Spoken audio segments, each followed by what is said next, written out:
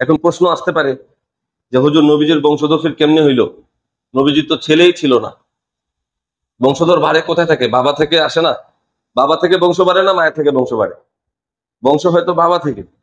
তো নবীর তো ছেলে ছিল না। নবীজির তিনজন ছেলে ছিল, তিনজন সন্তান রসুল পাক সাল্লাল্লাহু আলাইহি সাল্লামের ছোটতেই ইন্তেকাল করছেন। তো রসুল পাক সাল্লাল্লাহু আলাইহি সাল্লাম তিনি বলেন যে এটা আল্লাহ আমাকে একটা খুসুসিয়াত দিছেন। খুসুসিয়াত কি?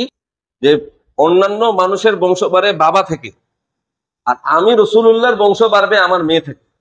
সুবহানাল্লাহ। আমাদের থেকে রসুলের তুলনা করলে হবে না। রসুলকে আল্লাহ কিছু কিছু জিনিস খাস করছিলেন। সলাতুত তাহাজ্জুদ পড়ি, আমাদের সলাতুত তাহাজ্জুদের নামাজ পড়াটা হচ্ছে সুন্নত, আর রসুলের উপর সলাতুত তাহাজ্জুদ নামাজ পড়াটা ছিল ফরজ। রসুলের সাথে আমাদের তুলনা করলে হবে না, ওনার জন্য আল্লাহ কিছু খাস করছিলেন। আমরা খড়ি ভাঙতে পারি না, খড়ি ফাটাতে পারি না, ক্লান্ত হয়ে যাই। আর আল্লাহ নবী সাল্লাল্লাহু আলাইহি ওয়াসাল্লাম দুনিয়ার জমিনের মধ্যে বসে চাঁদকে দুই ভাগ করে দিয়েছিলেন। সুবহানাল্লাহ।